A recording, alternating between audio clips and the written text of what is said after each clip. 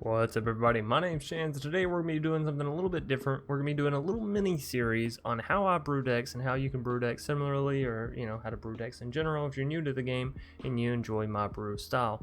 Now we're going to be breaking this down basically into 5 simple, easy steps for everybody to follow along with, and I'm actually going to be brewing I'm actually going to be brewing a deck alongside you today, and you can either copy this brew and go have fun with it, or make your own brew alongside similar, whatever you want to do with it, right? So the 5 main things that we're going to be looking at today, the 5 steps to brewing, if you will.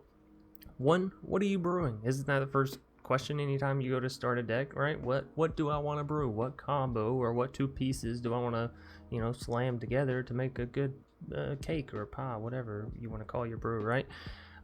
Step 2 is what I'm going to call brew logic, right? So how are you getting there? What kind of deck is it? Basically, how are you playing your brew, right? If it's a combo deck, are you ramping to it, or are you going to do reanimate style, right? So there's a lot of different logic pieces that you need to think about there, and so we're going to call it brew logic. Step 3 is going to be building the base of the deck, and that's where we're going to hop into Arena, and I'm actually going to take you through building the deck that we're going to be building. We're going to start throwing in the starter cards, and I'm going to be talking about what I'll look for in the base of my deck.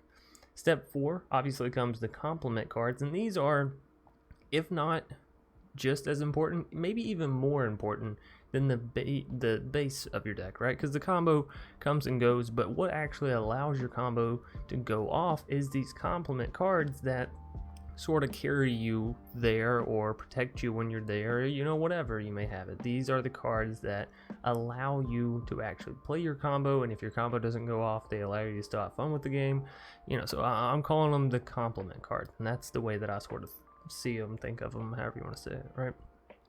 And then finally, we're looking at step 5, where we review the deck. So we go back and look at the CMC of everything, the average CMC, the lands, right? This is where we go through and fix our lands. And then we ask ourselves, what problems could this deck have? What could make it better? That kind of stuff, right? And then we hop into the match. So, and that's going to be where part 2 comes in. So part 2 is going to be us actually taking the deck that we brewed together and hopping into some matches. So hope you stick around through all of this. It's going to be a fun little experience. I'm going to try to keep it quick, clean, and concise, and we'll see what happens. Alrighty, so step 1, what are you brewing? Let's talk about it real quick. There's a ton of different combos in Magic, and a combo is essentially when you have 1 or 2 piece cards that interact together to produce a ton of something, whether it be damage or tokens, right? It's always about having an explosive sort of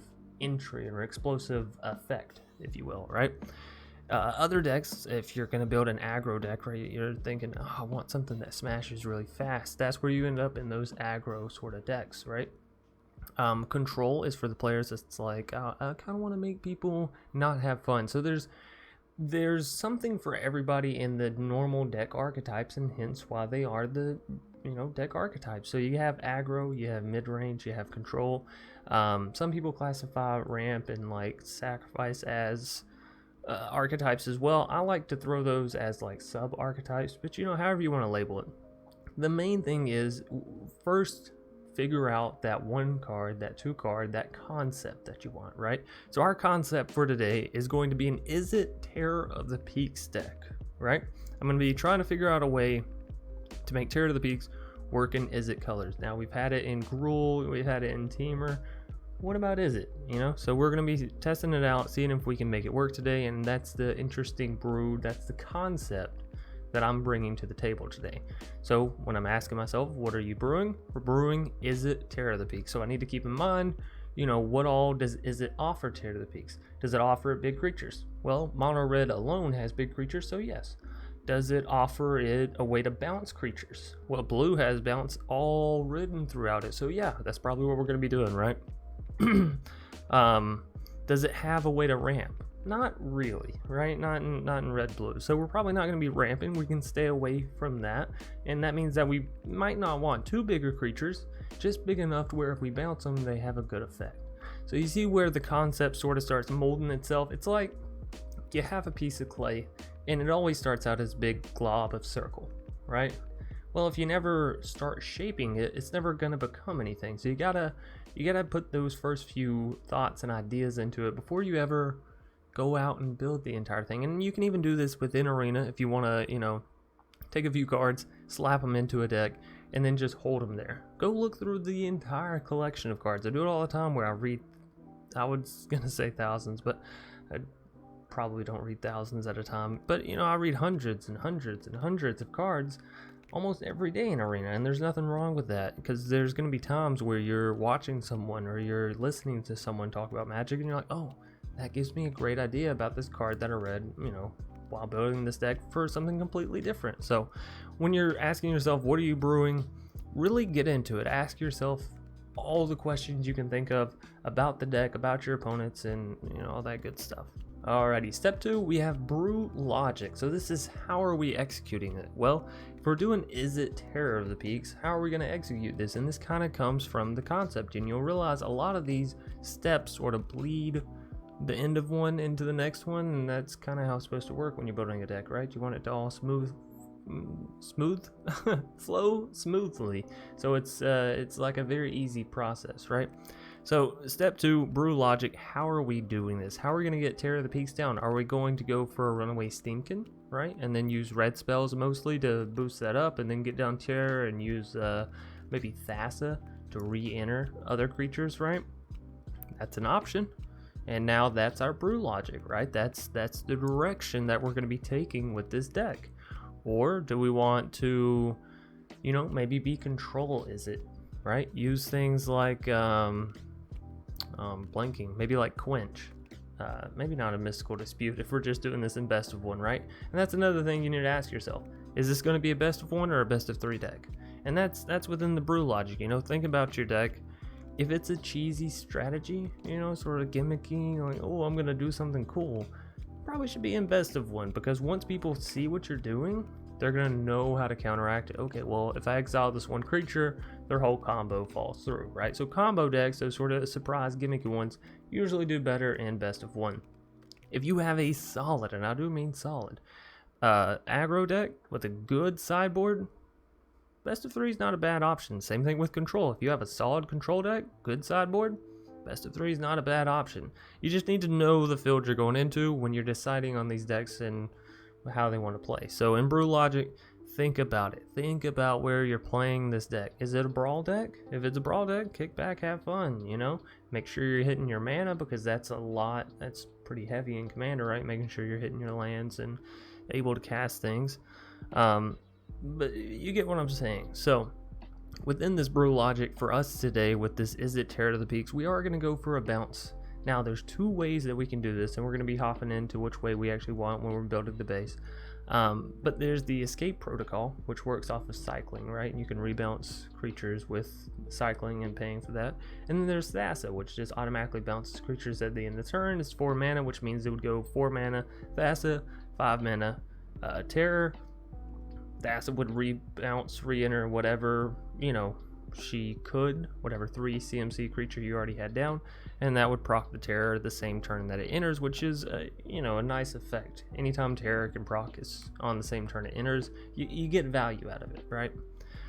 And I'm not really a control player, so you also need to know what style of player you are, and it's going to be a little bit easier to figure out the more you play. I've played a ton of Magic, so I know I like mid-range, I like aggro, I like combo. Control, you know, we all have our weak links, and that's it for me. So I try to play towards my strong suits, even though I should, you know, play in my weak suits and get better at them. That's just my own preference, right? Alrighty, so here we are in MTG Arena, and we have our base, right? We have Izzet Terror of the Peaks, we have our name, check. We have our base card, Terror of the Peaks, as many copies as we can possibly have in there, am I right? So 3 copies, that's all that I have.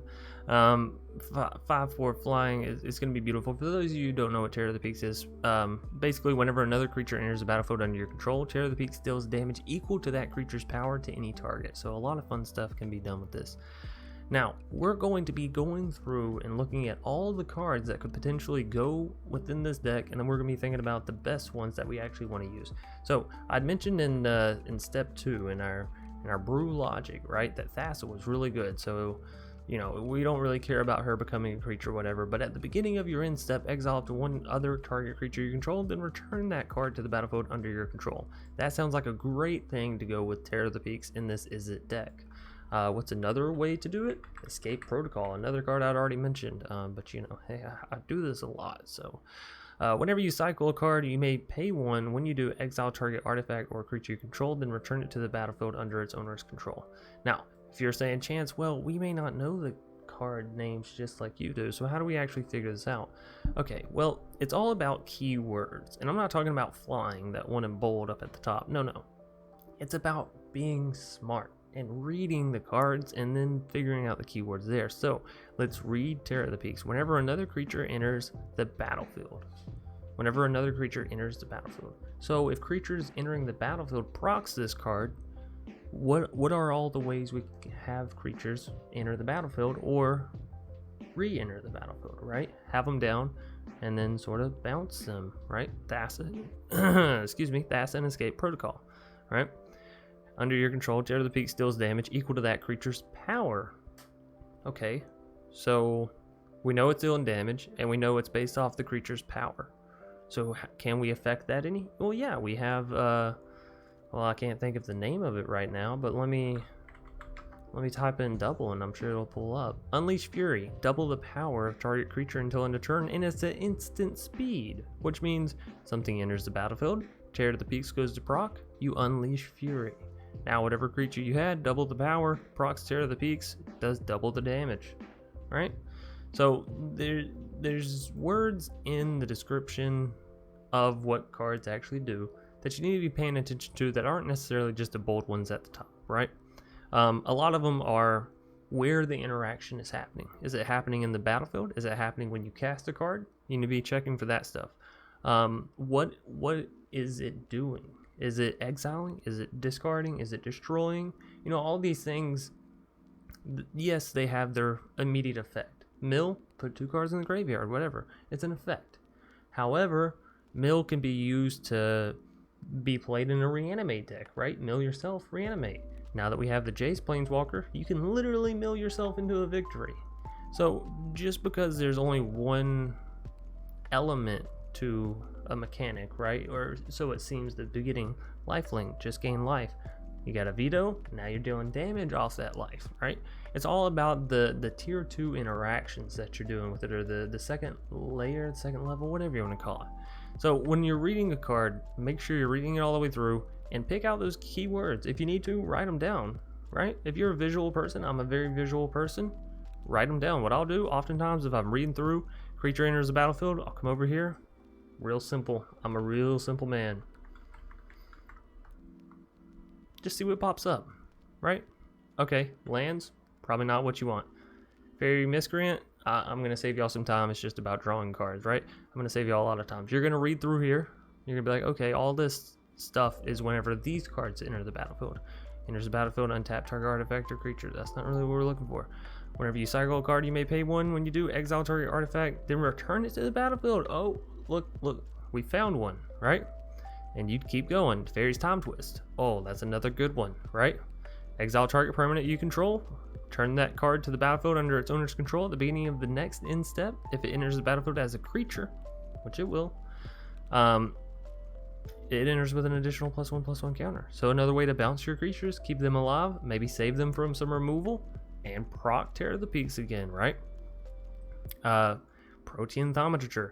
This is an interesting one because sometimes you'll be reading cards and you'll be like, is this what I'm looking for? No, is this what? No. But you'll come across cards that are really, really interesting. So, Protean Thaumaturge.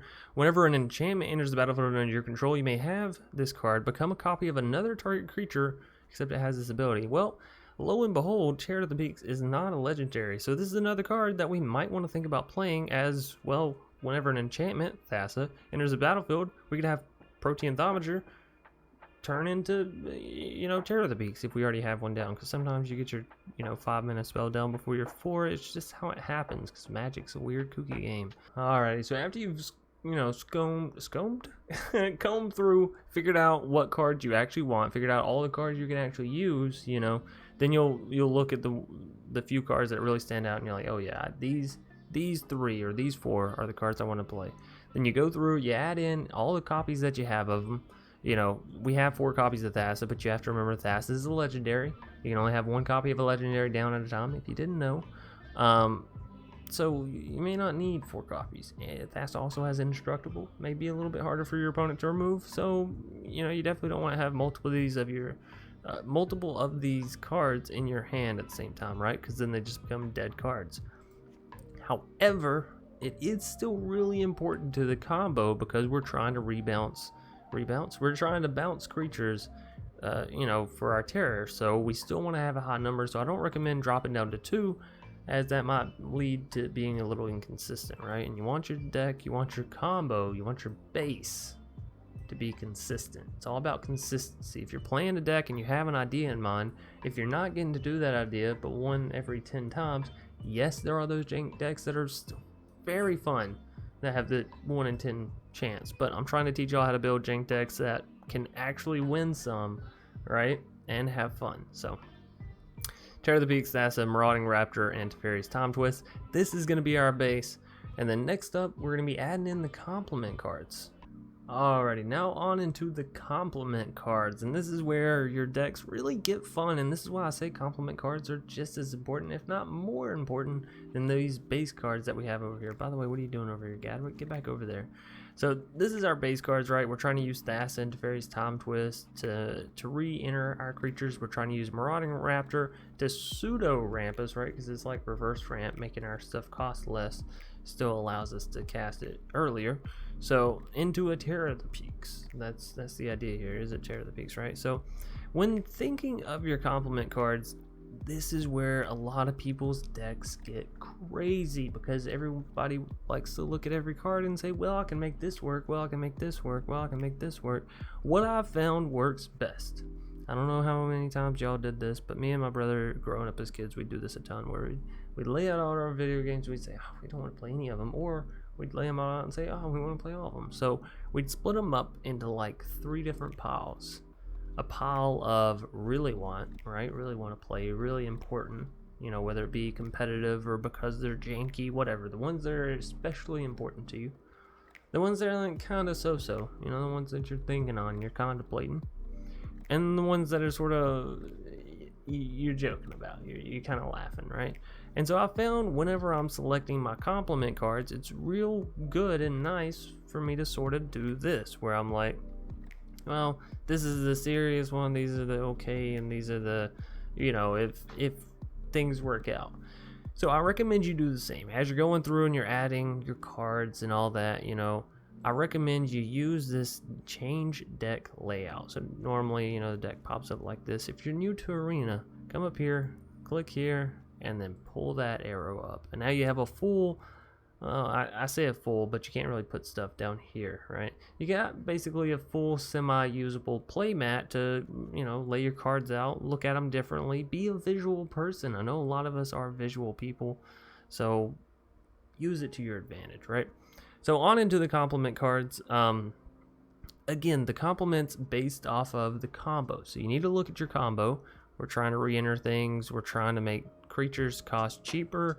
And then ultimately, we're trying to deal damage with Terror of the Peaks. So we want to protect our Terror of the Peaks. We want creatures to, you know, affect our Terror of the Peaks. And then we got to have some way to live long enough to get to our Terror of the Peaks. So in my seriously, I want to play this pile, we have Vantress Gargoyle. It's a 5/4. It survives the Marauding Raptor, right? So it checks that box. It has a lot of, you know, power, so it checks that box for Terror of the Peaks. It's very cheap, so that means that it can protect our face while we're getting to our terror, right? So it kind of checks that box. However, let's go read, you know, whatever. Vantress Gargoyle can't block unless you have 4 or more cards in hand. Well, early game, you should have that, so check, right? It's going to block us early. Can't attack unless defending player has 7 or more cards in their graveyard. Well, if you want to attack with it, maybe you need to think about that. You know, are you going to be milling cards with it? Probably not, because you have a Terror of the Peak. You don't have any escape cards. Although, now you're sitting there thinking, maybe I should go play an escape card, right?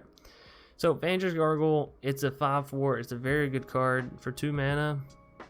It does a lot of the stuff we need it to do. So, it's staying in my for sure pile. Fire Prophecy, it's great removal. It also allows us to get through our deck and look for the cards that we actually want a little bit more, so I'm putting it in my for sure deck. You know, right here could also be Scorching Dragonfire or whatever you think is valuable enough to be your removal in the deck, essentially. Illyrios, this is again one of the cards that I'm like, oh yeah, this is a really good one, so I'm gonna play it. Couple of things. When Illyrios enters the battlefield, you're also going to create a reflection. So for Terror of the Peaks, you're getting 2 points of damage and then 3 points of damage, right? For Marauding Raptor, the Illyrios Enraptured will survive, the reflection won't, so you know, downside there, but you're making it only cost 2 mana.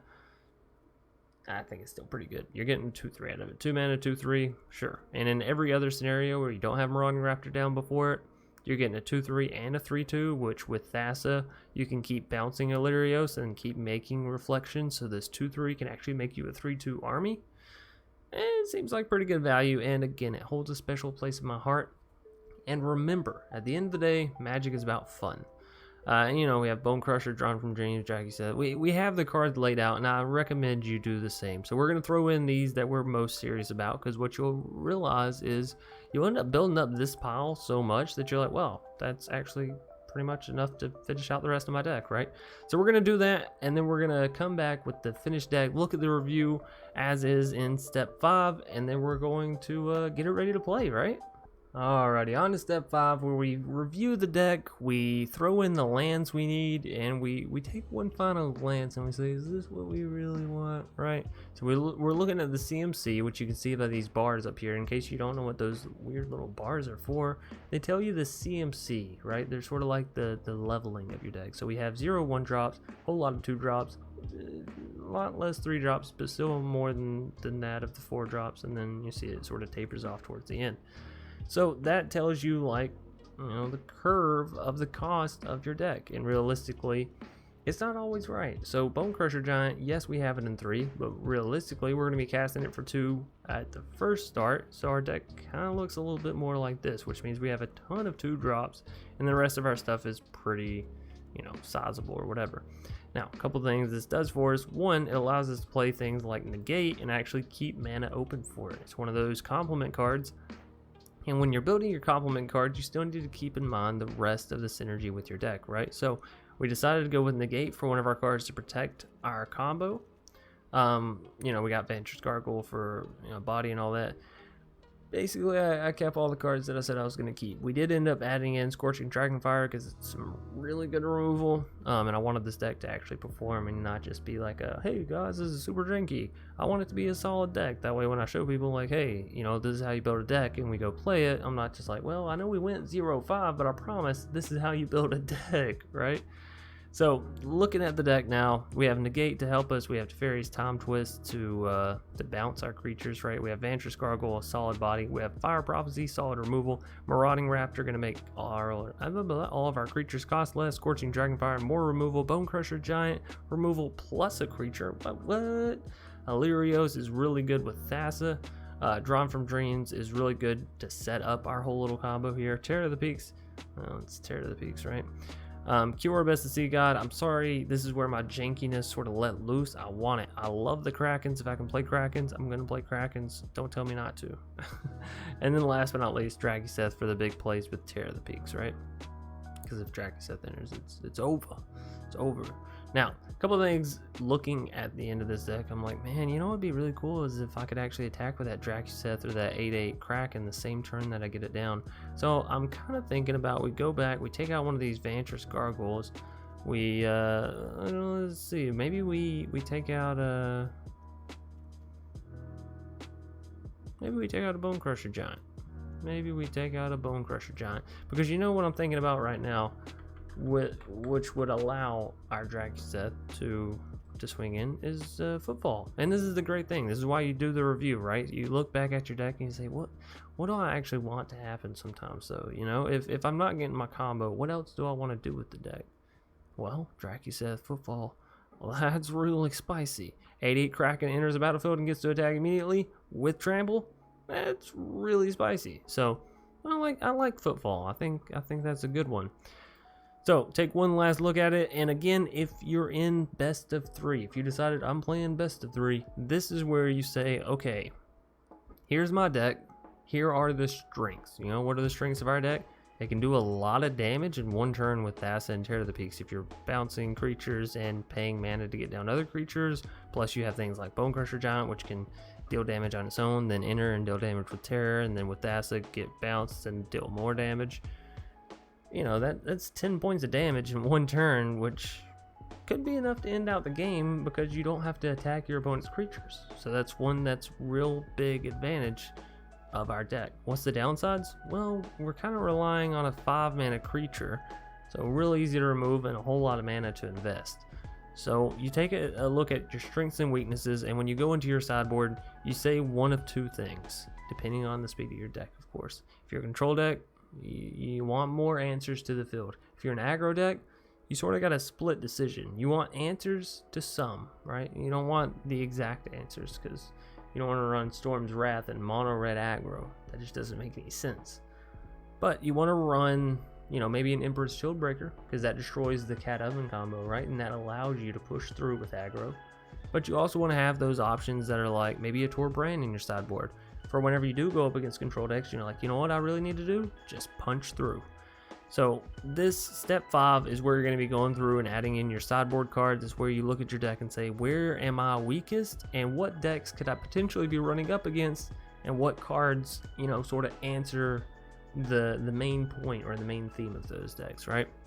So we did step 1, what is the brew? We did step 2, the brew logic. We did step 3, jumping in, building the base. We did step 4, adding the complements, and now we did step 5, reviewing, and we need to go through and add the lands. Am I right? Because if you don't have good lands, what are you doing? You're not playing Magic, you're not playing anything. So this is the part of the deck building that gets a little tricky because you're like, well, what lands do I have available and how many do I need? Generally, I'm going to go ahead and tell you 24 is okay. Here's the thing with 24.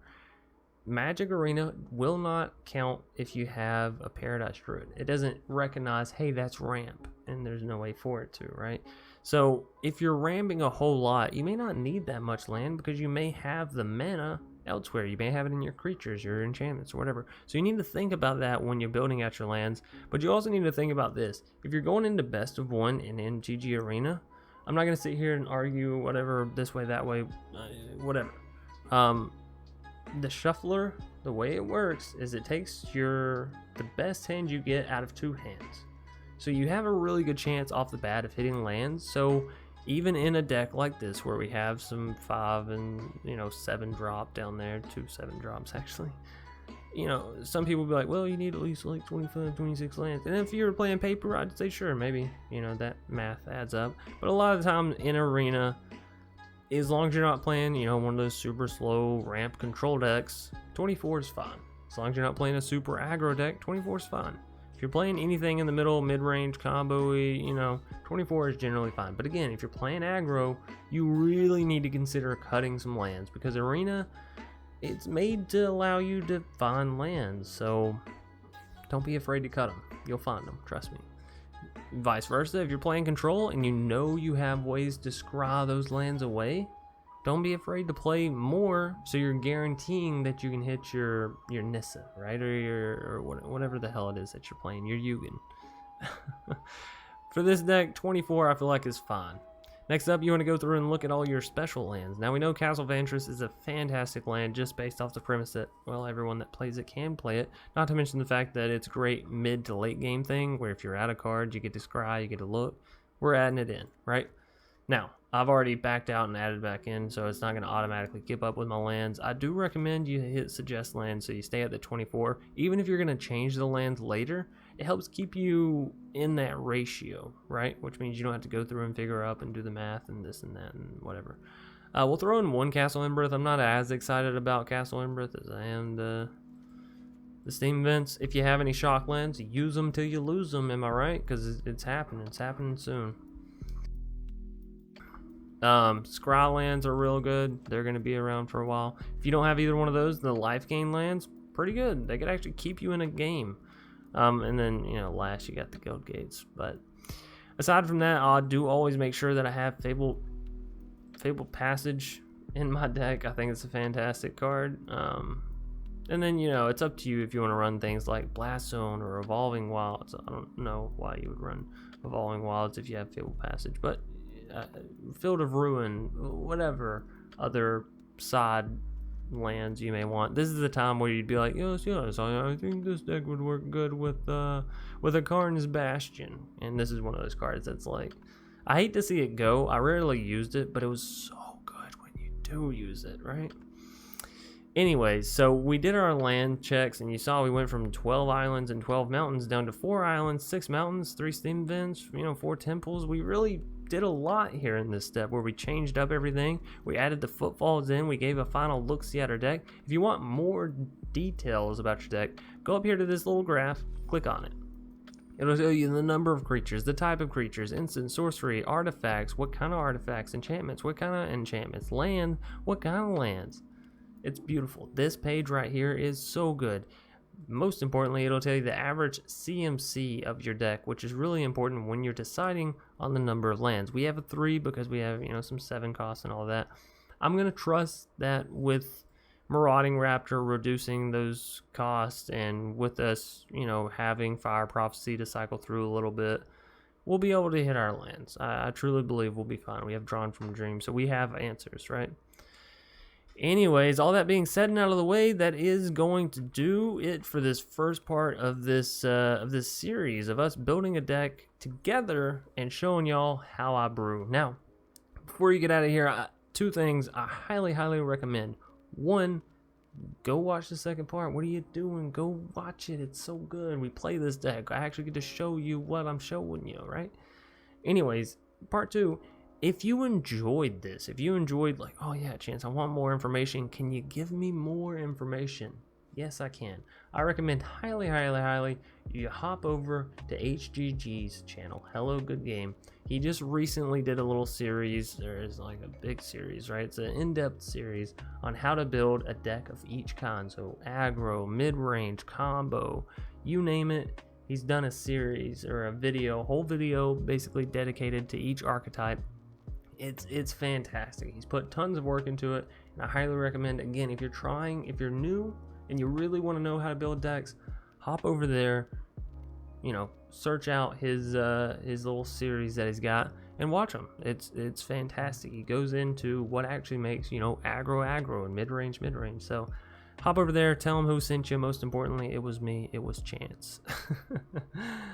Hope you all enjoyed. If you did, please be sure to leave a like down below, comment, and of course subscribe if you're new here and hit that bell icon. It always does help me greatly when you leave a lot of likes and you leave a lot of comments on these videos, because I already know they're not going to get as many views because not everybody in the Magic community needs these kind of videos.